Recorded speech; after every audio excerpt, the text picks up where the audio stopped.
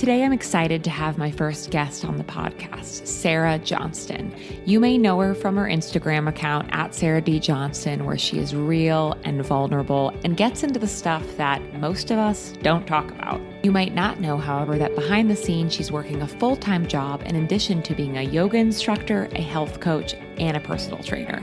On this episode, we talk about Chicago, manifestation and goal setting, productivity tips and tricks, as well as grief and love and all of the deep stuff that I want to be able to bring to this podcast. We get into anxiety, mental health, depression, and infertility. Sarah is an open book here and on Instagram, so make sure you follow her, make sure you take notes, and enjoy.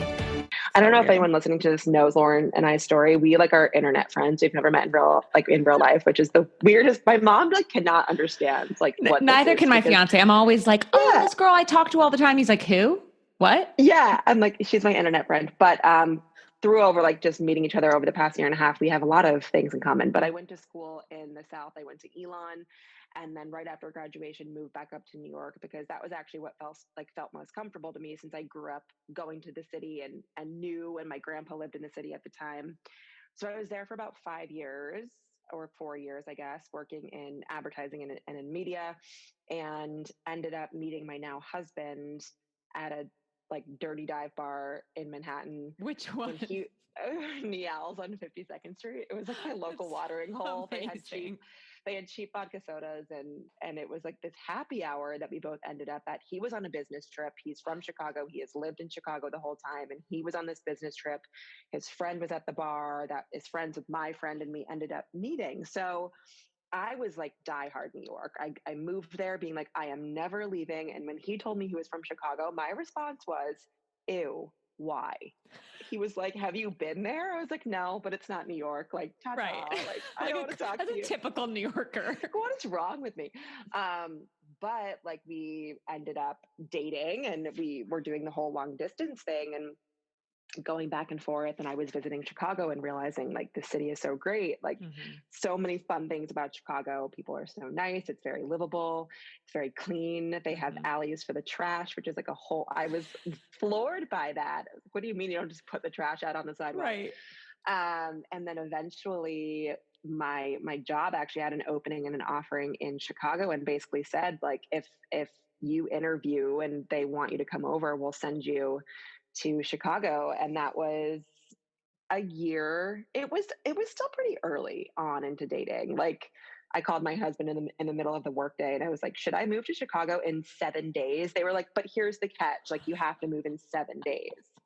So I called him up, and I was like, should I move in a week? He's like, okay, here we go. So it all kind of lined up. Yeah. And I think that the world kind of puts you where you need to be. And it was a very clear sign that I was supposed to go and at least try it. We were never going to know if we were going to make it unless we tried. So I moved to Chicago.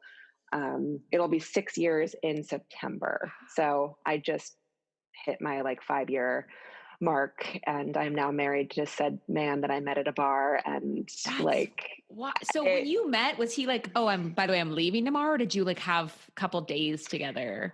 No, people think that we had this crazy one night stand, and we spoke for maybe 30 minutes at this bar, and it was a very quick interaction. And he then left. He had to go to some party with his friend that he was there with in Brooklyn. And he proceeded to get my Facebook name, which is I know this is once I know him now, it makes complete sense because he's a weirdo, but he proceeds to friend me on Facebook and leaves. He leaves this bar. It was okay, bye. I'm never going to see you again. But the 30 minutes where you're oh, this is the guy I'm marrying. I'll send you the photo. We took this photo together 5 minutes after we met where we're embracing. And it's I don't know what was happening in that bar, but something about him was intriguing. Also, when I walked into the bar, he asked my friend who was already there, wait, who is that girl? And she said, that's my friend Sarah. He stood up and started clapping and was like, Sarah's here, everyone. She's here. Yes. And I was like, who are you? What? So I don't even know. Once we started doing long distance, I definitely felt really good about him. And it was so fun, but he basically was Facebook messaging me after this point. he was just sending me like these messages. The next day, he was sending me selfies of him like at tourist attractions by himself because I was at a birthday party. And then he left. He went back to Chicago. Like I didn't see him after that Wow. until a couple of weeks later when, I mean, the short story is he got drunk. Well, I was drunk too. It was a Saturday night. And at some point over the course of the evening, he booked a flight to New York. Like, didn't tell me, didn't ask me. He calls me the next day and was like, I booked a flight to New York. Oh, and had you guys been like talking on the phone Yeah. or? Yeah, we had been talking enough, and I knew like a semi-mutual friend. Mm-hmm. So I was like, Heather, is this guy going to kill me in my sleep? And she said no. He's a great guy. You know, she vouched for him. So I felt decent about it because I did have someone on the record saying, like, I've known him since he was 10. Like, he is a wonderful person. So he ended up coming back a couple weeks later, and we spent the whole weekend together. And that kicked off the whole long distance thing, which we did for almost a year. And then I moved, and now I know there's a lot in between that, but now we're married. So That's unbelievable. it's a lot. I can't believe you did long distance for a year. Was it tough? See, I got really lucky because he traveled so much for work, and I was pretty flexible with my job and could travel there. He was a consultant at the time, which they have a million travel points and I free was one flights and too. stuff. Right. So I feel like people always ask if it was really hard, and I'm sure it was in the moment. Like 5 years have passed, so I think you tend to forget things that are difficult. It was just a little bit more effort, I feel like, than a normal relationship where you have to carve out the time and make sure that it's almost weird. Like when you have these, like at 5 o'clock, we call each other. When I'm walking home from work, I'll call you. And I think it's just a little bit more effort on that front, but we never really went too long without seeing each other. It was maybe 3 weeks at the most. That's great. So it wasn't too terrible. Yeah. And it kind of forces you to build a friendship before you build anything else, because you can't physically be with each other and you can't just, hey, let's go out for dinner or whatever. You have to find other ways to bridge that connection. And then you have these little 72-hour spurts where you're together for the whole time. And then you part again. So it's definitely a little bit more work in terms of like coordinating, but I think it actually helped us develop more of a friendship, like a strong foundation before I moved. And we jumped into anything. We did take a couple more years to get engaged too. So we dated for a little bit after that, but I don't remember it being like horrifying. It's honestly so inspiring because I feel like that's like the age old question. If you meet your soulmate, but they're from another country or state or whatever, then do you just say no? Or do you just at least try? Well, unless you get on the show 90 Day Fiance, which is also my favorite television show. It's also my favorite TV That's show. a great point. That shows really the exception. That is. And yeah, I never thought, like, if you had told me when I was young, like 20 or something, you're going to meet this man at a bar and move to Illinois, I would have thought that you were crazy. I would have thought that you were absolutely insane. But I think something about this guy like felt really right. And I have an interest, not interesting, but a lot of people ask like, oh, so you like must believe in like a true soulmate. I think that you could marry a few people in life. So that's kind of my take. I don't think there's like one human being for everyone, because that's like so asinine if you think about this, like the size of the universe, like one person finding one person. But I think there was so many things about him that I felt so good about and like really liked him for. And the goals that you both have and sort of the non-negotiables that you have, I think are really important there. And I just had this like weird feeling about him where I was like, I feel like this is going to work out. And if it doesn't, at least I tried. But yeah, I kind of went there on like a whim, basically 7 days after they told me I had to move there. And I didn't really have a lot of time to think. I just did.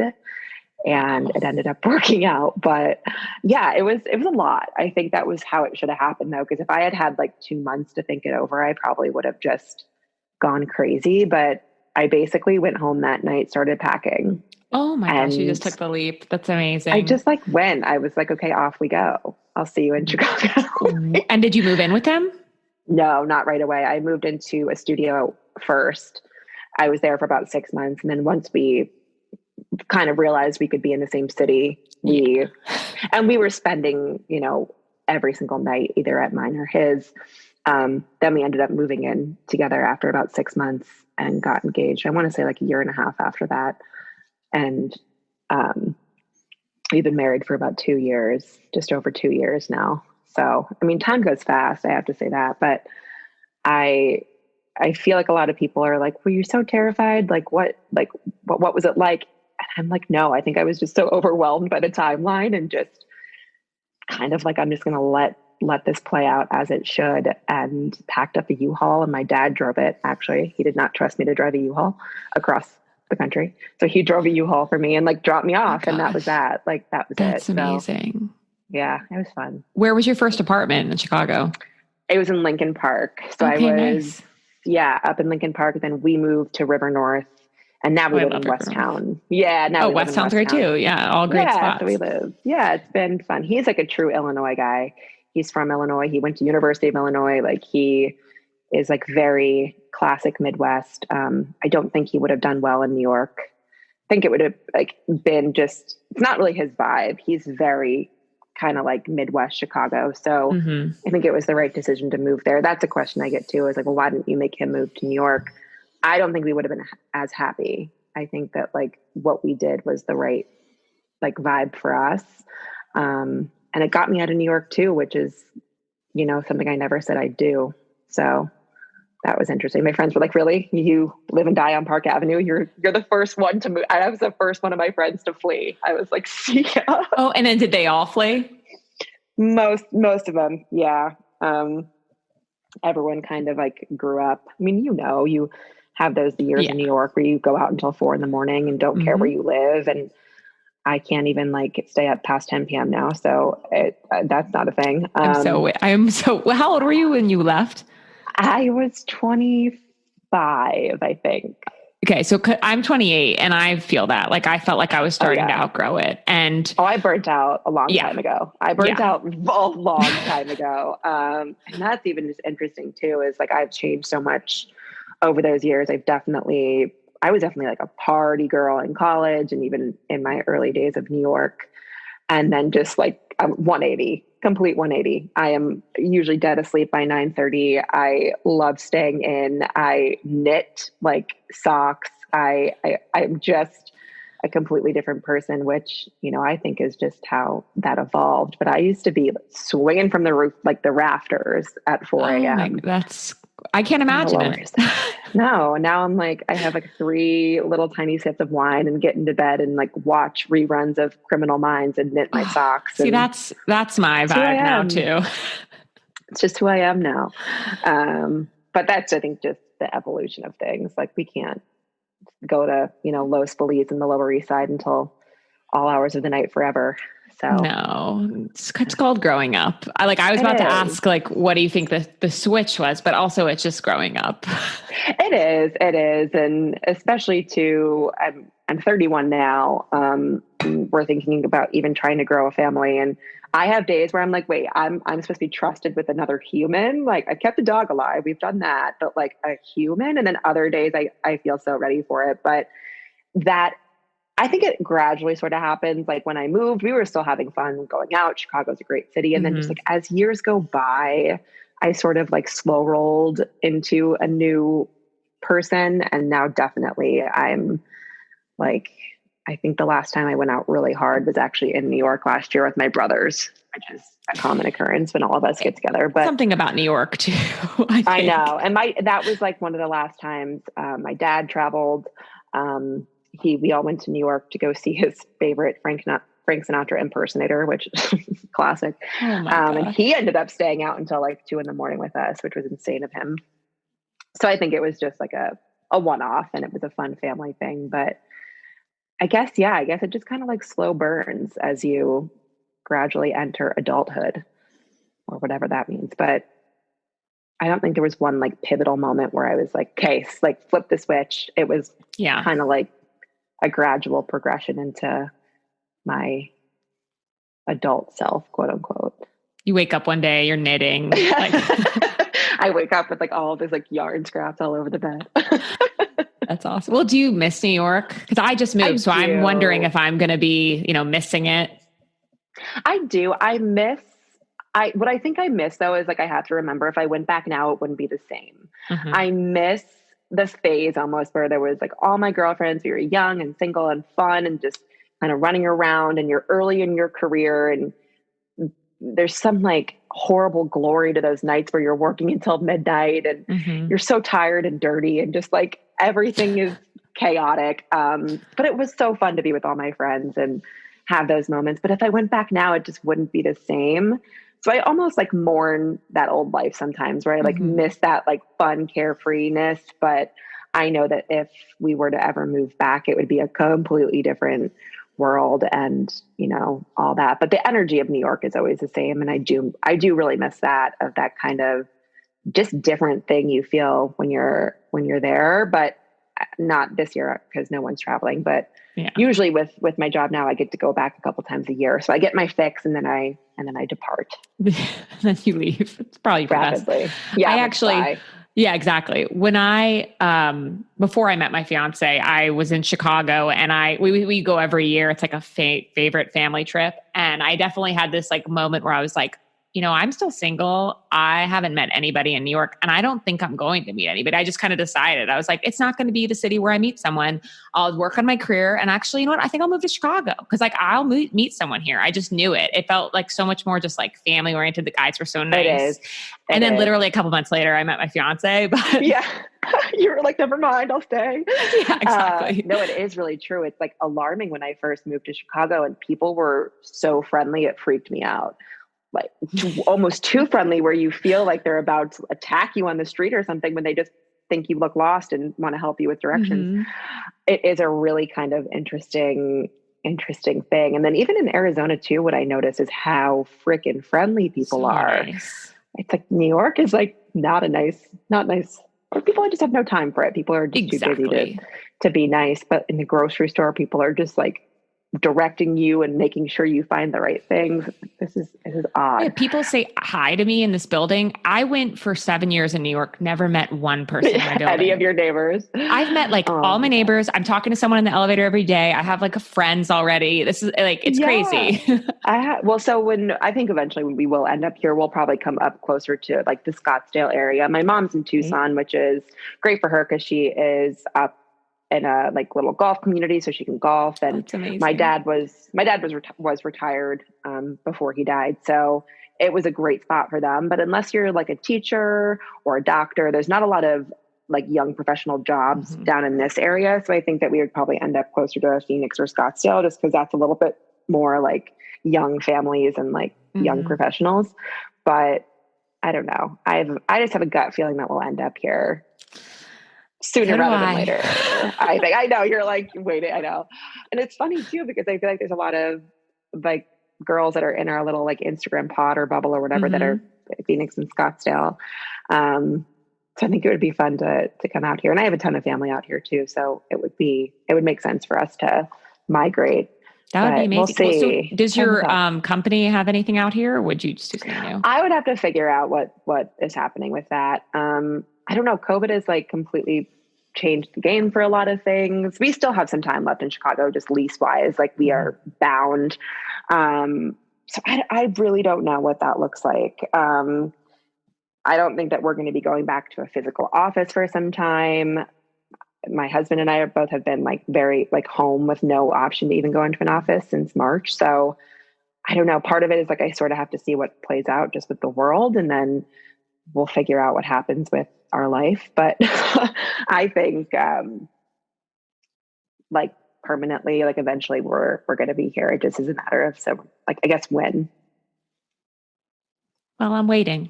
I'm just I kidding. know. I'll just like knock on your door first day, and you're like, I'll just keep "Hi." having you on the podcast till I get you to move here. Until I actually move here. Oh my God, I'm down. I'm down Cool. always. Cool. So can you tell the listeners what you do for work? Because you've told me before, Yes. but you need to tell them. Yeah, and I guess people don't realize that I still work I a didn't know full for a time very job. long time. I didn't know. I do.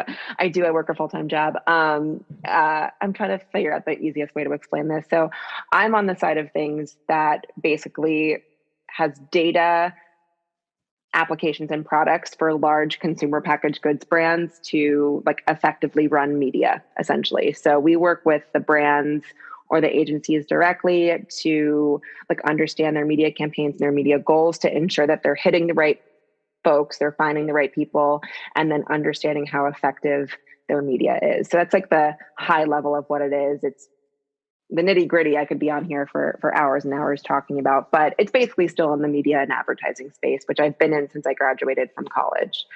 So that's what I do, like for the 9 to 5 realm of my world. Mm-hmm. And then I run my social and my blog and all of the fun things and my yoga and teaching all of that stuff and health coaching and personal training on the side. So yeah, I have a lot of hats on, but I do love my full-time job too. And that's great. I love my coworkers and I find it interesting.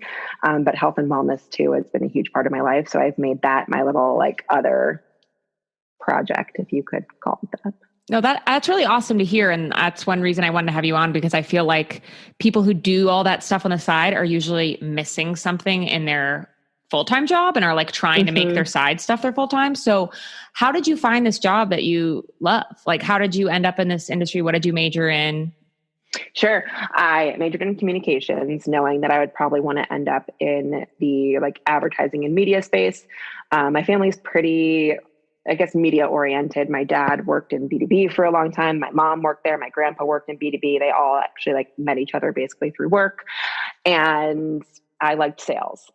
Fun fact, I told my mom and dad I wanted to be a salesperson when I was younger because it seemed like they got to go out for dinner a lot. I was like, it seems like fun. You get to eat all the time. That was like my motivating factor. Still is food is still my motivating factor. But I knew I wanted to be something in the media space and then potentially in the sales side of the media space. So when I was in New York, I actually worked basically selling the advertising space on television, working with the cable operators, basically with the inventory that they had, and then selling to brands the actual physical airtime.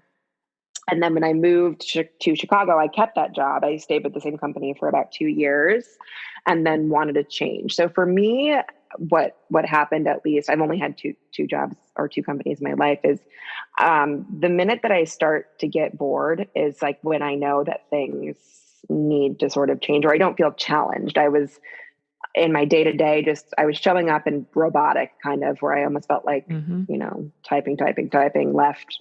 It was the same thing day in and day out. So I wanted to change and I wanted a challenge. So I switched over to the data side of things. And everyone in advertising, while it's a big industry, it's still somehow so close-knit and small where like everything sort of starts to overlap. So when looking into new options, that's sort of where I started of like, okay, here's this network.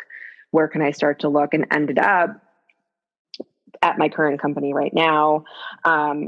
And mostly just fell in love with like the sales, like I'm on the sales team. There's only a few of us and I didn't know much about the products, nor could you if you've never worked with them before, but I just really like the vibe of the team and I still do. And I think that's really important for anyone that you surround yourself with. Even if you think about this world that we live in with Instagram, of who you're following and who you're engaging with and who you're deciding to spend your time with, I think that's really important. So that's why I think I do like my job as much as I do, is because I really like the people. So in the hard days and the times where we all know that every job's going to have the shitty days, I think the people are what really keeps me going. And that's translated to almost every aspect of my life, even outside of work. So I do enjoy it. And I think that it's interesting and keeps me on my toes. And I get to talk to a lot of different brands and get exposure to things like that. And I'm happy that I ended up sort of in this career track.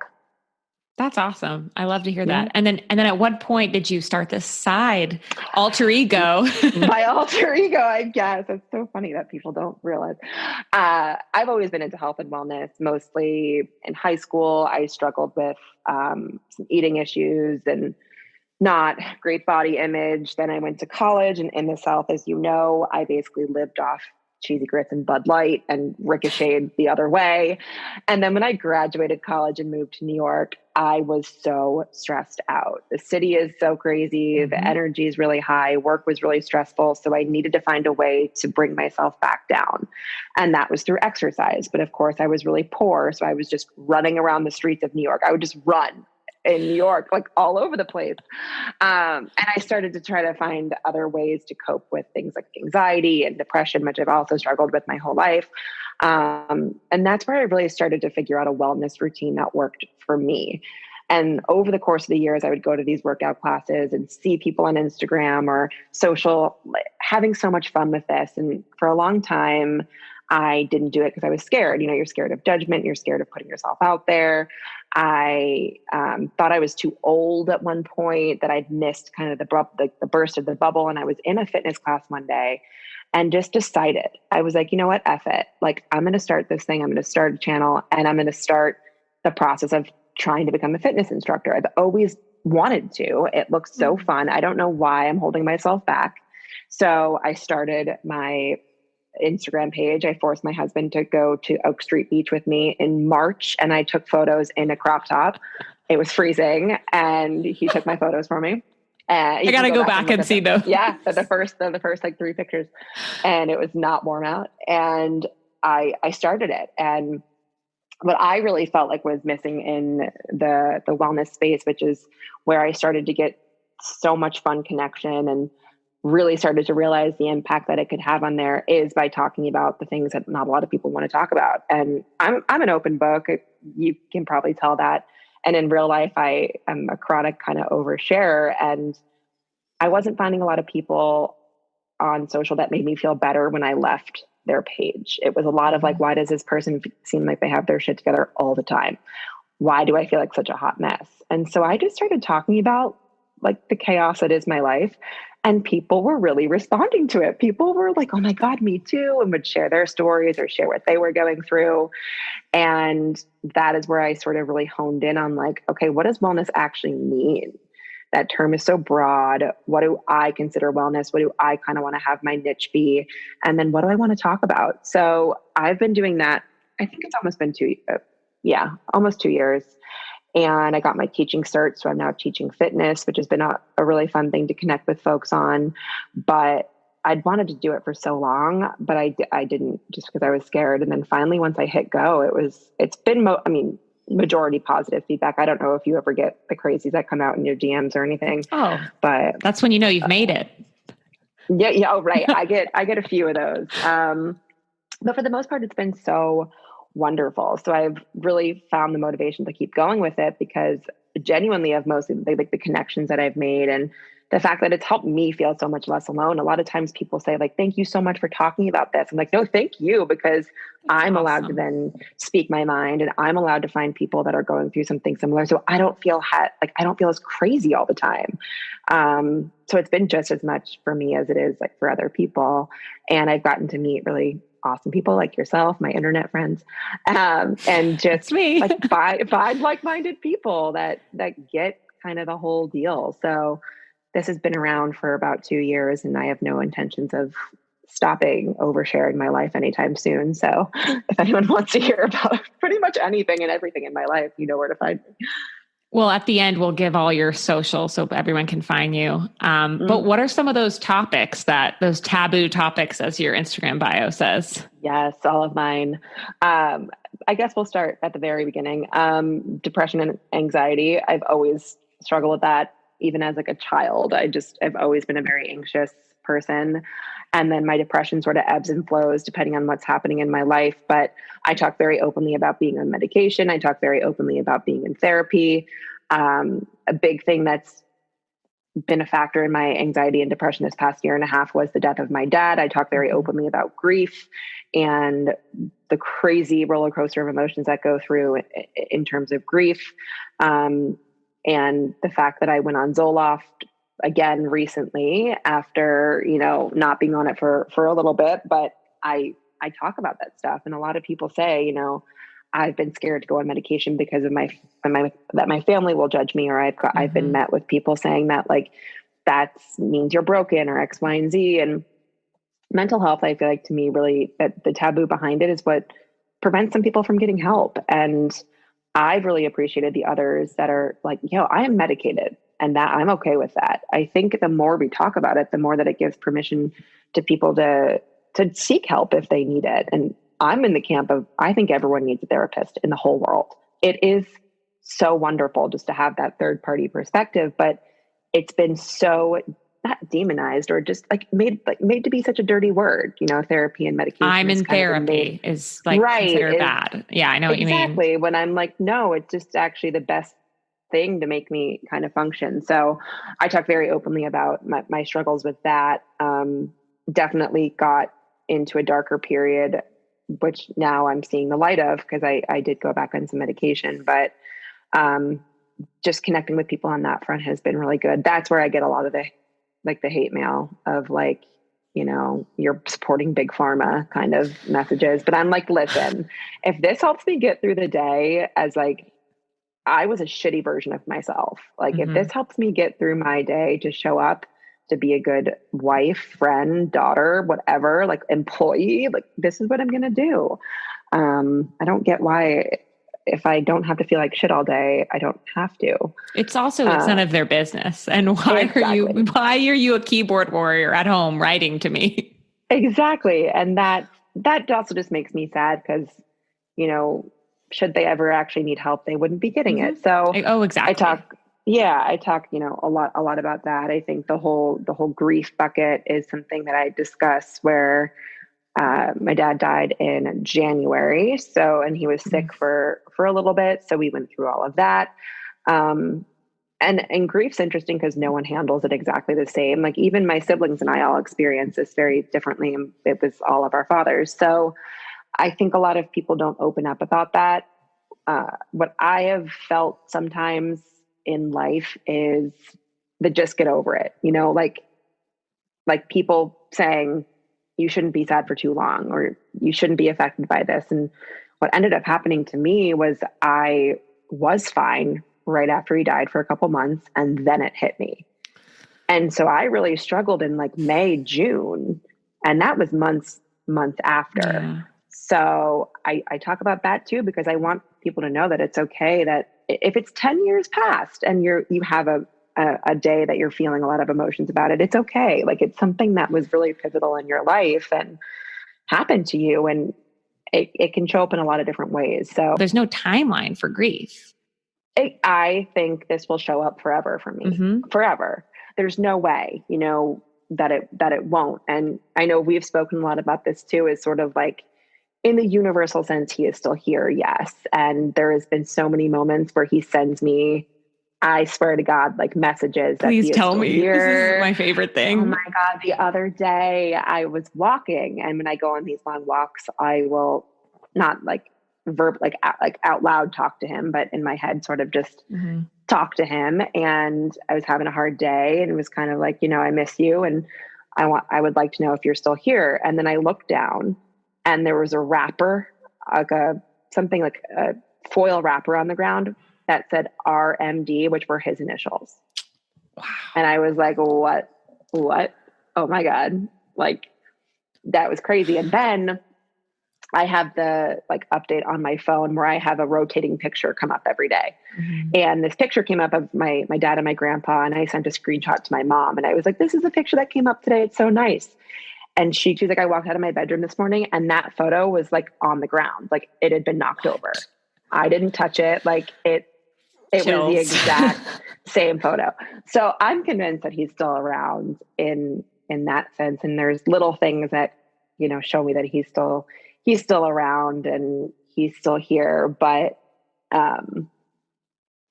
he is. Yeah, he is. I believe in that stuff and totally think it's real. I know that you had that same thing with like angel numbers and what are you? The angel numbers are crazy. I mean, all I see are repeating numbers. It's like, it's to the point where it's like a joke. I'll just look at my fiance and be like, oh, it's 111. Oh, it's 444, like constantly. Or even today, I've been doing a lot of, I know every morning I journal and I ask for guidance. So universe, Gammy, that's my grandmother. Give me a sign, like what should I be doing? And I've been meaning to start this podcast for like a year. And literally today, the moment before I come record my first podcast episode, I do the 5-minute journal and there's like a quote on every page. And the quote is from Mother Teresa. And that's my grandmother's name. Oh my God. Yeah. See, it happens when you need it. I swear to God. And like just those weird little things that pop up. Or the other day too, I was, at my computer. So my dad's, as I already said, the Frank Sinatra impersonator that we went to go see, his favorite artist was Frank Sinatra. And my computer like flipped out the other day and started like, sounded like it was about to take off. And then out of nowhere, my Spotify started playing Frank Sinatra. I was like, I was looking around. I was like, huh?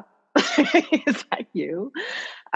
Yeah, I totally believe That's in those things. unbelievable. Oh, So well. he's still around, but I know it doesn't make it easier, and I'm so sorry about thank your you. loss. And then this year, like, I mean, that's really where it probably began for you.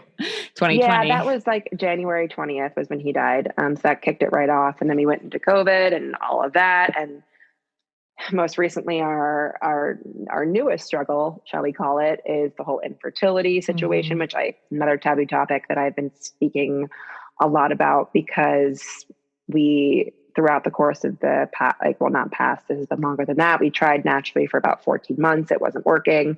So we went to a specialist. And we're at the point now where actually yesterday we decided to make the call that we're moving on to IVF from some other treatments that haven't been working. So that's just a whole other piece to this year where that's where I probably get the most, not hate, but like unsolicited advice from people on, which is always fun. But I wasn't finding a lot of people that were going through it real time. A lot of people post, 5 years after the fact, like, oh, it's, Infertility Awareness Month 5 years ago, I did IVF. And that's wonderful. And I'm not saying everyone has to openly shout their journey, but I couldn't really find anyone that was doing it in real time. And so one day after we had, gone through the first series of appointments, I was like, F it. I'm just going to post about this. I'm just going to talk about it. And that has been probably the most responded to thing that I've shared so far. And it's been crazy, the number of people that I know personally that never even don't talk about it. So, yeah, it's a whole other world that we're living in now. Luckily this month we're taking a break from all of it, which has been so wonderful, but it's tough. It's tough and it's sucky and it's stressful. But I feel really good about our path moving forward, at least of moving on to IVF, which does yield better results than some of these other treatments. So we'll be kicking that off in January. So all of you will probably get to see me injecting myself with needles a bunch. Oh my or maybe gosh. I won't do that on film. I'm praying for you. I have good feelings and good vibes for you, but I can't imagine how you're feeling. Yeah. What's hard is if you're under 35, they recommend that you wait a year, and a year is a long time, especially when it's every month, like negative after negative. And I started to get worried about month 9, where I'm like, this is getting a little concerning here. Like I'm getting a little bit worried. And then, my worst fears did come true, where we ended up at the specialist. And it's tough also because the insurance field doesn't always consider it like they would like diabetes or something. That's like, it is a medical diagnosis, but not a lot of places consider it that. It's like almost more of like an elective thing, where I'm like, this is not elective. I have infertility. It is a medical diagnosis. Luckily we do have insurance, and that's wonderful. But a lot of these insurance companies, they have a lifetime max put on it.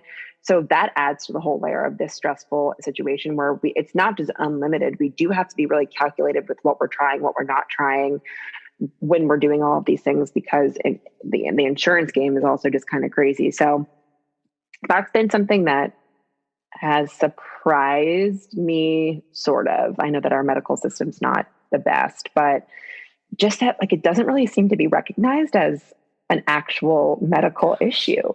It's crazy. So we are in a good situation, and we're very fortunate to have any insurance at all.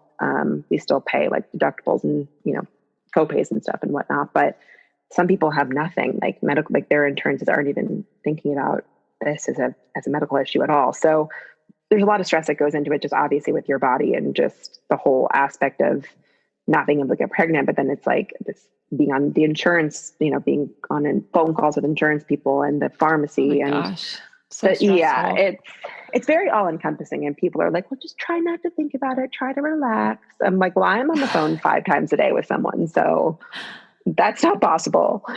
So I think we have a good path forward. I feel very hopeful about it, but it's taken a long time to get to this point. Yeah. And I'm not a patient person. So it is not an ideal thing to have when you're impatient and anxious. Yeah. It's been interesting.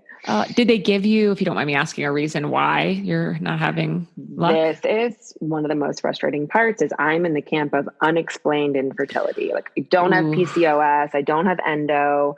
They can't really pinpoint anything that they can see on conventional tests that would give me a diagnosis to say that this is what's causing it.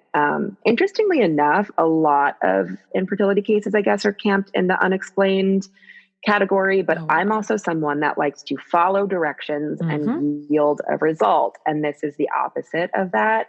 And what drives me the craziest is I don't know what's causing this. Like I've been through a battery of tests. My husband and I are both healthy. That's what also really makes me angry is I am like a gluten-free yogi and can't get You're the pregnant. healthiest like person. You ran multiple marathons. Right. Which people also like to come at me for. Maybe you should just not exercise as much. No, that's not the problem. So it is really frustrating because they can't tell me. And I'm also someone that likes answers. And I wish I could say like, oh, well, I have PCOS, which is why I'm having a hard time getting pregnant. So there could be something that they just can't see on the tests. And why I'm also excited about moving to IVF is, that the embryo has actually been created. So there's no guess that, sperm and egg have met. There's no, questions if that happened. It did because it was physically done in a laboratory. So that at least takes some of the stress out, because basically once you're in the frame and then out of it, it's like up to your body on if they want to do the next rest of the steps. And that clearly is not, I think, when things are not connecting for me for some reason. So I think that this is our best chance, but I really do wish there was something that could tell me that this was like the reason as to why, but they can't. So yeah, it's frustrating. It's frustrating. And to me, it's just, I don't know. It's hard not to feel like it's my fault, or that it's hard to feel like it is my fault, where am I doing something? And my doctors are like, no, like, no. And those are the times where the people are like, well, maybe you're just over exercising. Are you sure that you're like not, maybe you're just too stressed. You should just relax. Like, okay, thank you so much. You're stressing me out. Right. It's hard not to feel like it's not my fault or like that I'm not doing something properly, but this just happens, and it happens to 1 in 8 couples. And it happens. I didn't to realize more it was people. that common. Gosh. Yeah, it happens to more people. And I think too, it's at least how I felt about it. It's very much so pegged as like an issue that happens to 40-year-olds trying to get pregnant. And that's just not the case. I'm in the waiting rooms and there are people of all different shapes, sizes, ages. Like it is not a one size fits all issue. And I think that's why a lot of people don't speak up about it, because this has been happening since I was 30. So I'm 31 years old, extremely healthy, and this is happening to me. And there's a certain sense of almost like shame, I think, that goes into my body is not working how it should. I'm not doing the one thing a woman's body should be able to do. And initially it was this like shock, embarrassment, shame. And then I was like, no, like this happens to a lot more people than we think. And when I opened up about it, I was truly floored at the number of people that responded. And some of these people that I personally know, it's someone's sister, it's their sister-in-law, or it's themselves. Like I've reconnected with some people that I know in life that are going through the exact same thing. And people just don't talk about it, which is baffling. But that's why I'm like, hey, everyone. I appreciate it, because I think what we're all told is it's so easy to get pregnant that you better be on birth control, condom, be careful. If you have unprotected sex, you're pregnant. You will. It's like the Mean Girls. Don't have sex because you will get pregnant and die, or you will get chlamydia and die. Exactly. What I also find fascinating is I was 30 years old when I figured out how to have a baby. Like I didn't know anything about my body. We're not taught that this is what happens during certain phases of your cycle. And this is exactly. I don't know why. I just never knew that. So I kind of felt stupid once I was like, why is this the first time I'm hearing of any of this information? But that's it too, is that movies and, media and whatever makes it seem like it's so easy. Yep. And what ends up happening too is like, for so long I was adamant about not having, I was doing everything I could to not have a kid. And then that flips switches pretty quickly. Then you want to have one, then you can't have it. It is so insane. And a lot does fall on the women because it's our bodies that are having to go through this. It's a lot of maintenance. It's a lot of appointments, and it's a lot of like, I'm very fortunate to have a great specialist who kind of makes it like for infertility for dummies, because a lot of this stuff's very complex, but it's something else, and not something I feel like that's talked about enough or just normalized. I feel like in general, women's health is not normalized. Like having a period's not normalized. No, 50% of the population has period. Like it's not a big deal, but it's like hide your tampons when you go to the bathroom, and even just 1 in 4 couples, I think maybe 1 in 5 have a miscarriage. And that is also like, don't tell anyone for 12 weeks. So if you have a miscarriage, you can do it in private. Like, I don't know why women's health, when 50% of the world is female, is so hush hush. It doesn't make sense to me. It is. And all the, research and the tests are all done on males. Like even like intermittent fasting, all the studies are on males. Like no one really knows what it's doing for women. But what you were saying about like the miscarriages, like when Chrissy Teigen posted all of that and got so much backlash, I was like so upset for her. But I appreciated that she put it out there. Right. People were so horrid to her, saying like, you're doing this for like publicity basically. And why are you taking photos of this? Like, I have taken photos of my whole journey. And part of also why I do it is to like, remember when you're through it, like just to look back almost, and I do take pictures of me bawling sometimes and crying, and to remember those moments too of like, you can do hard things. You can do this, but also remember that your journey and your feelings are valid. And that's also where I feel like people that give her hate or gave her hate or are very judgmental of someone that's experiencing an emotion. I want to normalize feelings, because just because I'm upset one day or saying that I'm having a hard time, it's not a cry for sympathy. It's not to have people try to comfort me or tell me I'm great. It's to simply just say like, yo, if you're having a hard day, that's okay, because you're a human and you're going to have days that are hard and you're going to have days that are great. And however you're feeling is normal and valid. And that's sort of the message that I think is like the wellness space needs to hear. Because there's so much noise, I feel like, in terms of what we see all over the internet, and so much false and misinformation. And it's getting better. I don't know if you kind of feel that as well. Like, I think we're getting there, but we're not there yet with body acceptance, mental health, and fertility. There's so many things. A lot of photoshopping still going on. Yeah, just say that always fascinates me. First off, because I don't know how to use a computer, so I don't know how I would ever even Photoshop anything ever. But I also like the way that I take my page and my blog in general is like, if you met me in real life, I would never want you to walk away being like, that girl is nothing like she portrays herself. I want, like that's how I sort of live my life online and in person, is like, what you see is what you get. And like, if you were to meet me in real life, this would pretty much be on par with what you're seeing. So yeah, it's been a lot of times it is sort of like scary to hit send sometimes or post, but that's where I've seen like the biggest yield of success for me too, is finding people that are like-minded and I can just commiserate with and or celebrate my wins with, whatever the case may be. But it's a confusing world. The wellness space is definitely wild. Oh my gosh, I know. If you look back at like who I was following then versus who I'm following now, I mean, I've definitely changed. I know. And even just like, I think, well, in terms of eating, like, I don't know how you feel about what I eat in a day posts, but I am not a fan. I'm not a fan. I will never do one. I just don't think it is smart, because the ability for comparison is so high in those situations where I also eat something different every day, and my hunger levels will vary based on whatever I'm doing. And I see these people sometimes that have like 1,100 calorie what I eat in a day. And then Right. like young girls are on this app that may not have that sense of, confidence, or they're looking to these people of like, well, they had 3 blueberries for breakfast. Like, I'll have 3 blueberries for breakfast. Mm-hmm.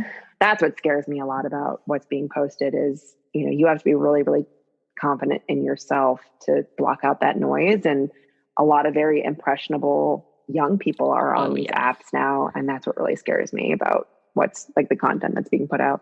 Oh, I totally agree. Or then there's the opposite end where there's like a foodie influencer who gets this massive bowl of pasta and they're twirling it for the photo and then they send it back to the kitchen. And then they're as Right. thin as a rail. And so they're saying, oh, I can eat all this every day, all day, but then I look like this. Right. Right. And that's where I feel like things are getting a little bit better, where like the highlight reels are getting less and less and more real Mm-hmm. people are kind of coming on and posting what they're doing, because that was a lot of the influencers for a long time. It's like, here's my perfectly clean house and my perfectly organized kitchen and my perfect husband and my perfect dog and kids and white picket fence. And I like come on, as you know, and I'm like, hi, I'm a hot mess and like haven't washed my hair in 3 weeks. I'm Well, it's also like real. crying. Then that's what I've people also been want. crying. Like, Yeah. I sometimes wonder if people think this girl is a mess, but I am sometimes. And that is what it is. And I think there's more, at least maybe that's just also a factor of unfollowing people that do not serve you and following people that you actually enjoy their content from. So I've done a big haul. Like, I think you too. I've done a big Mm-hmm. unfollow haul of people that like I was feeling yucky after seeing their stuff, Same. not Or you're better. thinking about So, them all day and you're comparing yourself and you're like, why? Like, I don't even really know their right. real life. I don't even know what this person's like actual life, and off screen, you have no idea what they may be going through. And that's also a big thing I hope to preach and also say is like, when in doubt, be kind. Like, you have no idea what someone is Exactly. going through. You have no idea what kind of day they just had, what kind of Mm-hmm. year they just had. Everyone is struggling with COVID. Everyone Mm-hmm. needs a little extra grace this year. I think everyone gets a few Totally. extra karma chips, if you may, just because it's like at a certain point they're doing their best. Like, everyone just has to show up, be kind, and do their best, and that's it. It's kind of the moral. The moral of my story: show up, do what you can, and be nice. Yeah. That's the quote for the podcast. Show up, be nice. That's amazing. Yeah. Wow. Well, we just covered so much. Well, I appreciate you and I love what you're putting out there. I'm also wondering how you do it all, because you do have this like a full-time job, but then you're also a yoga teacher and you're a certified physical trainer. You're a health coach. You do have like this social media platform. So like, how do you organize your week that you're like doing all this? See, this is like where I will fully admit that sometimes I'm not very good at saying no. I've had to like really start to say no this year a lot more because I was completely burning myself out. I am a big calendar fan. I physically actually block off most of my days, even if it's rest. Like, I'll block off Wow. That's a awesome. time. Yeah, a time for that. So I do a lot of time blocking. I have a calendar, like color coded calendar system. So if it's like 9 to 5 stuff, if it's yoga stuff, work stuff. I pulled back on teaching this year after I realized like teaching 8 classes a week is not feasible with a full-time job. Wow. So I did have to reevaluate that, but I have put a lot more emphasis on resting this year, and actually resting when I say I'm going to rest, not like deciding to do the entire, 15 loads of laundry that I need to do, like truly actually allocating my time towards rest. Because if I'm not recharging, there's no way that I can actually accomplish this. And by nature, I am someone who likes something to do with their hands at all times. So I actually function a lot better when I have a full schedule, because I know the pockets that I need to be working in, the pockets that I have some free time. And I'm big on like work smarter, not harder, like especially with cooking, anything like that, like cook once, eat multiple times. Like, I'm big into that.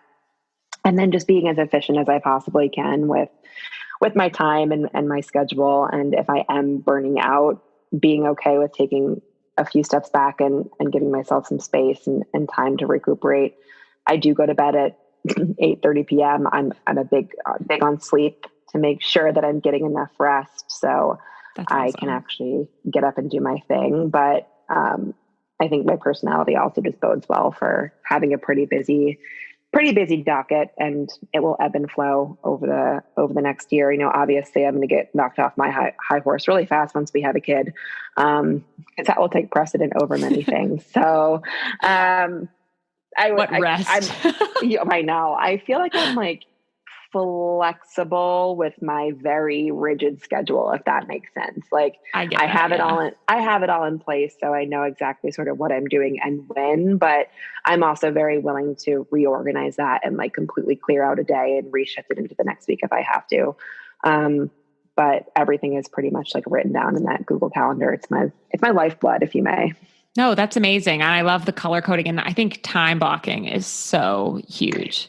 It is. I know you have a couple really good tips too on like managing a lot in a given time. And I've had to do a lot of work too on, I'm someone that can get easily overwhelmed when I don't prioritize. Like, does this project need to be submitted now or next week? If it's next week, I can't think about it right now when something is due in an hour. Mm-hmm.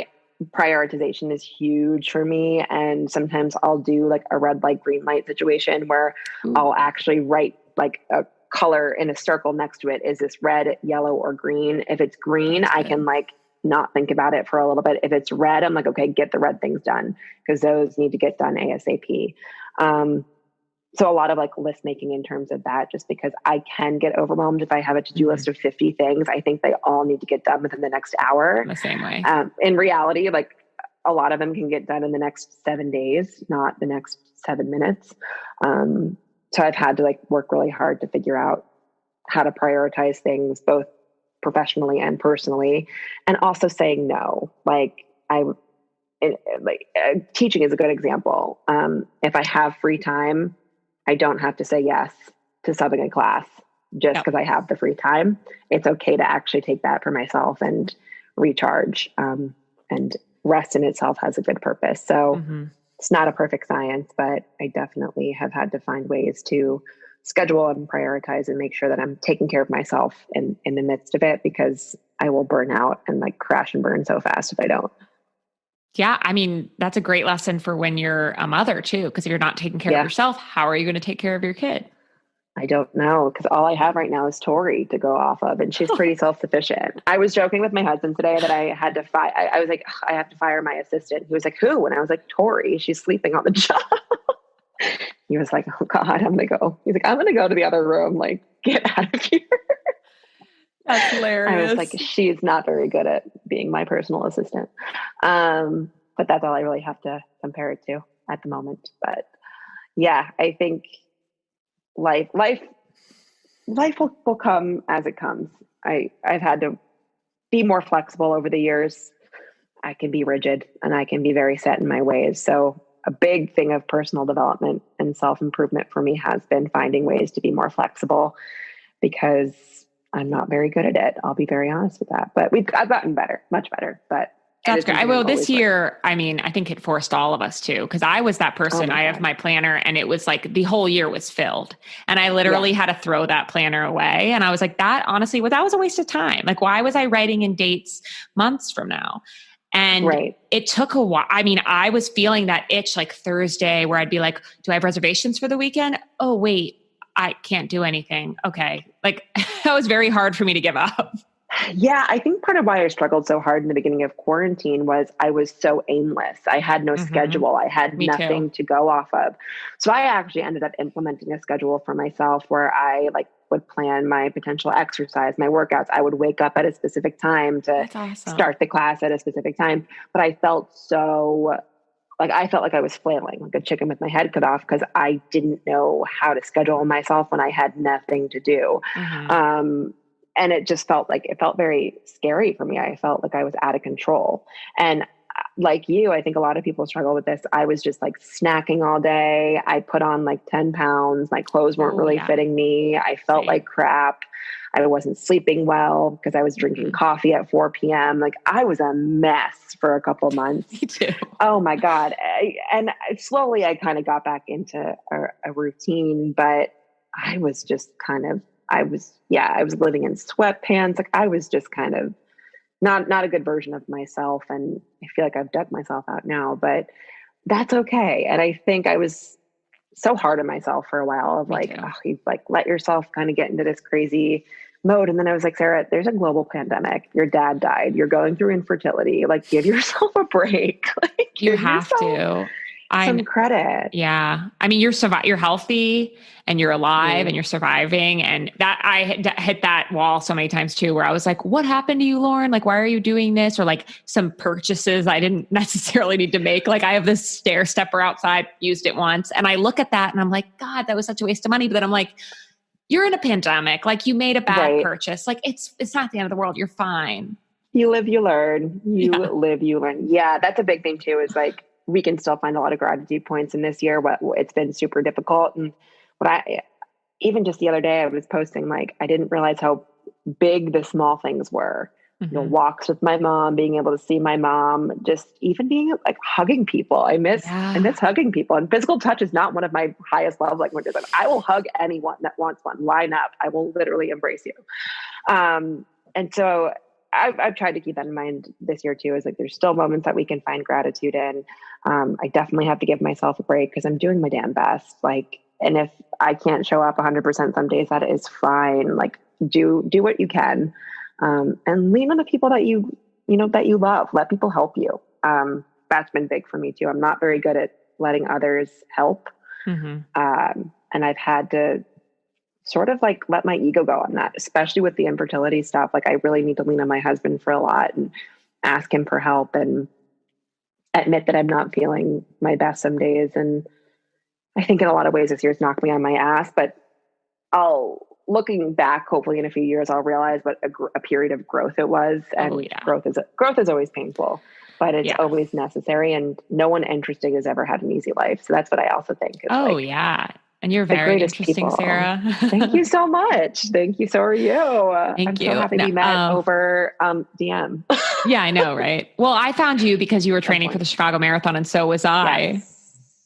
Oh yeah. But I didn't end up running it. I ran New York, and then I was supposed to run Chicago, and it was canceled. But, Ugh, um, I know. I well, know. I'm done with marathons. yeah, me I'm too. done. Honestly, I did the one. So my dad bullied me into the second one. I didn't even want to do another one. And then we got drunk on Christmas and he was bullying me because he ran a bunch when he was in his 50s.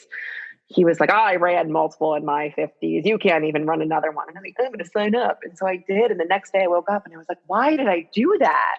Why did I sign up for this marathon after like a bottle of wine? Sarah, bad Oh, choice. God. Talk about bad choices. But I think we're good. I think we're done now. I've done my two and we're happy with those. And It's tough. I think now, they don't tell you how tough it is on your body. right. I'm like, I'll stick with like some turkey trots, some 5Ks. Yeah, exactly. And I'll stick also with those. you seem to really like the other kinds of workouts like Yes. yoga and lifting. And now is when I was like into running, I used to think to backtrack, I used to think running was like the only workout there was because like that's my parents ran and like that was their daily exercise. So I would like force myself to run. Right. And then I realized, oh, I really like spin. I really like Pilates. I really like boxing. Like there's so many different workouts you can do that are just as good or if not better for you. Yeah. I think I'm in the same camp as you is like, I just like to move. I just like to Oh yeah. Have move to. my body and I don't like to fit myself into a singular box. Because some days I do. Some days I feel like restorative yoga where I lay on the ground for 45 minutes and basically that's it. Some days I cycle. Perfect. I think my main thing with exercise these days, especially, is just appreciate what my body can do and just move, whatever that feels like for I love you. that. Sometimes it's like dance cardio and I flail around in my basement by myself.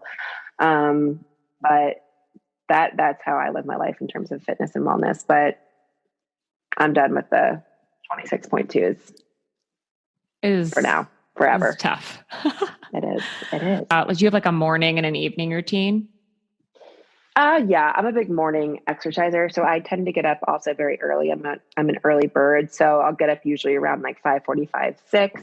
Oh, I love that. I know Wow. it's crazy. I walk the dog. We have a little routine where I ask her how she slept, if she had any dreams. I ask her if she had a good night's rest. We Oh, go out for a walk. I get a cup of coffee usually, and then I'll exercise like 6:30 to 7:30 usually, whatever that looks like for me that morning. And then I like to get to my like work and sort of emails before before the craziness sets in. So before people start kind of bugging you. So I have about an hour where I can just read my emails, do my thing. Things get pretty crazy, obviously, throughout the day. My evening routine, I genuinely start winding down around 7 p.m. Like, That's amazing. I'm an early dinner eater, and I am sort of starting to get into my nice evening headspace by like 7 o'clock. I do usually watch a little bit of TV, and then I'll go upstairs. I like to do my skincare, get myself all set up and clean. And then I like to read before I go to sleep. So I'll crawl into bed and do some reading. I always have a couple books going at once. What are you Usually reading it's now? like some trashy. I just started It Ends With Us by Colleen Hoover. Amazing. I love it so far. And I love her. So I love her too. I'll usually get my reading done. I always put my phone on silent or do not disturb mode. So I kind of shut that off. I also have screen time turned on. So like my Instagram and all of my social apps are blacked out from the hours of, I think it's 8 p.m. to 8 a.m. That's amazing. So I like black them out, and then I try to like be asleep by like 9:30 because I wake up really early. That's so awesome. Wow. Is your husband the same? No, he's a night owl. He will stay up until all hours of the night and sleep until 10 a.m. If it was up to him, he would live he would sleep or be like, 2 to 10 would be his like ideal sleeping hours. So we're very different in terms of that, but he knows I am a early bird, and he's very quiet, so he doesn't wake me up when he comes to bed. Oh, that's so sweet. That's great that you like accept those differences about yourself, because I feel like in my relationship, we've tried like forcing the things that don't work for the other, and we've just realized like, oh no, this is what you like to do, this is what I like to do, and that's okay. We don't have to be like the same all the time. Right. Yeah. I mean, I would be such a grouch if I had to stay up until midnight on a school night. Yeah. I would be a nightmare if I had to do that. And we spend a lot of time together in other ways, but I am pretty like dead set with my routines. Oh, part of my morning too, I gratitude journal and write down 3 things I'm grateful for, 3 things I have as a goal. And then I write down 3 themes of my day. What's that? And that's where I write down things like, I'm angry because of X, Y, and Z. Like the theme right now is I feel angry, or I feel tired, or I am anxious. Like that's sort of that section for me. And I like to look back on them to see patterns and to like understand if things in my life are affecting my moods or whatever. And it's a good place for me to also look when I do go to my therapy appointments to say like, why do I keep feeling angry? We should maybe speak about this. So that's a big part of I try to do it every morning, not a perfect science, but I would say most mornings I'm journaling. That's awesome. Yeah. I feel like the morning routine has been such a game changer for me, especially this year. I need it. I need that sense of this is what you do on a daily basis. And I think the gratitude stuff is really helpful when I'm having the shit days. I can look back and like see how much good there is. I tend to do that too. If I'm having a moment where I can go back and say like, things are not so bad, Sarah, you have all of these things to be grateful for. So it's helpful in a lot more ways than just getting my thoughts out. Oh, that's so awesome. Do you have like any specific like journals you use, or just like a random notebook? Use a graph paper notebook. Ooh. It's very specific, but I love graph paper. I always have. Wow. And I use like marker pens. They're thin tipped, but they're like the kind of like markery type ones. Yeah, I like that. So that's my go-to. They're like $6 on Amazon. It's nothing fancy. Amazing. But it gets the job done. So artsy. Do you do that before you walk Tori, or is that after? After, because usually she likes to get up and go, and then she goes back to bed. But she gets her her fix in first, and usually when I'm having coffee or a matcha or whatever, I will sit down and do that, and then get to my workout and whatever else I have to do that day. So are there any of those goals you talked about, or any of them being like manifested, or are there any ones you're like actively working towards? Yeah. Well, a lot of them already happened, not a lot, but teaching. I hopefully will be able to announce soon that I am picking up a new teaching opportunity that I've actually like had my eye on since before I even started any of this. So I'm really excited. Oh my gosh. And I've like written down in my journal, like get hired here. Wait, I just had butterflies. That's so right? amazing. So it's really fun. It's really fun. Not yet, but obviously on my manifestation list is to be a mother. So I write that down pretty much every day right now, is like envisioning myself being a mother. So we're in the works on that one, but I believe in that stuff. Like if you truly like write it down and think of yourself doing it and actively being a part of it, like that with work, you know, you can't just like write it down and not do anything towards that goal. But I think that's how things come true. It's like the power of the mind almost. So, that's an exciting one. Hopefully motherhood comes true sooner rather than later. Those are the big ones I feel like recently that I've been working towards. And I'm sure that your podcast has been on your list for quite some time. And here we are. It has. And I'd like to manifest in the way where I'm like writing it down like it's already happening. Like I have a podcast, which is that it sounds like yours is very specific as well. Yeah. I write down like I am a mother to a healthy child. Like, that's awesome. Like it's already a thing. And like when I was for teaching, I'm like, I am employed at X, Y, and Z. So I write it down as if it's already happened and then like envision myself doing the task. And that's how I roll. But I think it works. So I'm with you on manifestation. And for the job, I won't like ask too much because I see you have to announce it first, but was it something you applied to or how did that come about? I did. So everything in the fitness world is a whole other, I feel like we could have a whole other podcast just about that.